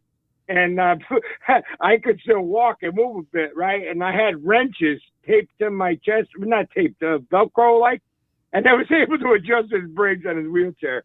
But yeah, he was going to sue that son of a bitch. He wanted his head over his mantle, actually, but whatever. They took the wrong leg because it was like diabetic or something. Okay. You know how you get necrotic or something? Yeah, but that's what and they cut the wrong one off. I get that, but that's what I'm saying. When you're talking about a necrotic, rotting, gangrenous limb. It was whatever it was. Maybe you couldn't tell the difference, right? No, maybe it was veins inside or something. I don't remember the whole story. I had a broken neck at the time. You know what I mean? Yeah. But it was no joke story. I mean, this is no joke story. They fuck up because maybe it wasn't the doctor that did it wrong. It was the person that, I get you. They write on you with I get Sharpies or whatever. I know. And they say this and that. My wife was in the hospital just a little while ago dying and shit, right? And she's got a thing on her wrist that says, don't do nothing on the right arm, right? And they're fucking with the right arm, even though there's a sticker on the right arm that says, don't do shit. People suck. I don't know what it is. I don't know what happened. I don't know what the paradigm shift was or whatever, but people are fucking stupid. Well, you have to. I guess you have to. On the other thing you say about saving people, last chance. I did that a couple of times too. CPR kind of stuff, shit, right? And I'm like just Boy Scout rusting. I've never been paramedic or nothing else or whatever, right? But we learned it in school and we learned it in Boy Scouts, right? And I saved like 3 people and my wife, right? Pulling tongues out of their mouth when they're having a seizure, something, clear air passageway, stuff, this and that. Not so much mouth to mouth because I got them going just by right way around for shit, right? Gotcha. But yeah, so that's okay. That. Well, listen, and, thank you. Yeah, when you die, for me it turned black, and then I came back right away. I didn't have no evil or nothing, but yeah. I came back and then you in an ambulance ride. In an ambulance ride. Right. This is really tough for me, guys. It's really tough. That's why I had the C5, C6 dislocated. I'm trying to be very nice. Yeah, iliac crest fusion. They took a chunk of the top of my hip off and put it in my head. And then titanium wired it up. Your hip. I love you, man. Well, I love you. I had to tell you this because this is like a story that I know all shit about, and I ain't no doctor or nothing. I'm just I get it. No, I know. You got your hip. You got a piece of hip in your head. There's a hip in your head. I still remember the guy that he hit. He ran over a guy that looked like Jesus. You remember that? He hit a guy with a car. A hitchhiker with a car looked like Jesus. Oh my gosh. Well, I always know what's coming, but I love Willie. It's just that he says incredible things that I want more information on. For example, okay, you put an X on the wrong leg that needed to be amputated. When the surgeon comes in, when the entire team comes in and they start assessing what they're going to do with said leg, did either leg look really, were they both in that bad a shape? That's what I want to know. Were they in both bad a shape? Okay, the marker was on the wrong leg, but did the other leg look like it had gangrene? Say, hold on, can we double check this? Because this leg clearly is gangrene. And this one, it's not pretty, but it doesn't look like it has to go just yet. I don't know. You'd think that there'd be something to differentiate. And obviously, when you wake up and they take the wrong leg, it's not like the other leg is suddenly good enough to go. I mean, that's probably why he said that he's in a wheelchair. He had both legs missing. That stinks. He should at least be a millionaire after that. Whoever the hell that person was. You want to talk about negligence? How the hell you cut off the wrong leg? Unless it was heading that way anyway with the diabetes, and I don't know, that's a lot. Okay, let's see here. over to quitefranklysuperchat.com. Car Guys New England says, happy Friday, Frank. Great show as always, my friend. Today is Shala and I's 16th wedding anniversary. Happy anniversary to both of you. Katie Sky says, Trump's speech at the Al Smith dinner is one for the history books. I guess he figures he's either going to win or lose, so why not just say everything you want and go out with a bang? I thought it was very relaxed. Kamala Harris cannot do anything like that. They can't do that. They have to just lie about how good it was. About how bad it was, I should say. They have to lie about, he's stumbling and bumbling. He was in complete control of that room. Complete control of that room. That is just from an entertainment standpoint. It's not politics. It's not policy. It's not ideology. From an entertainment, a showmanship standpoint, he's in complete control of that room. And it was funny. Okay, so there you go. Thank you so much, you guys. Let's go to the Rumble Rants. I think I have a couple more, one more over here. One is from Katie Sky again. I want to watch that Al Smith speech every year at Christmas now, a timeless classic. You got to watch the 2016 one, too. Take the 2024 and the 2016 one and put them together because it's they're both really great. Let's see. Over on quitefrankly.tv. Thank you, Fart Whiff. Sharon says, I turned 70 today. Have a great weekend. Sharon, happy birthday. Sharon's been watching this show since her 60s, and that's fantastic. Before you know it, I'll be 60. Cave Toad says, nurses in the ER call motorcycle riders organ donors. I can imagine, especially on a full moon like this week. So I'll be looking out for your guys' calls and your emails and all that stuff. I'm going to get off now. I'm glad that we got together. I have some other things that we can do, but I'll save them for next week. And we got a great week. And just to remember, to remind you all that after the show ends on quitefrankly.tv, so that's what you do. Open up another tab, go to quitefrankly.tv. You can just keep it on in the background while you do other things, while you're on Twitter, while you're reading stuff, while you're working on whatever. We got the full Al Smith dinner speech, then a Tim Gordon video, a Shane Cashman video about the Wayback Machine incident, Jimmy Corsetti, A Bright Insight, Great Wall of China conspiracy, Brian McClanahan, so you get some good traditional American education about the Electoral College. There's some great stuff, and it's all capped off by Spooky Ghost Stories, Coast to Coast. No, not that. That's 2013. That was probably Dark Matter or something like that. So, quitefrankly.tv is where it's at for the next couple of hours. Enjoy yourself, and I'll see you on Monday. It's going to be a fantastic time. Thank you, everybody, and good night. I'll catch you on the flip side.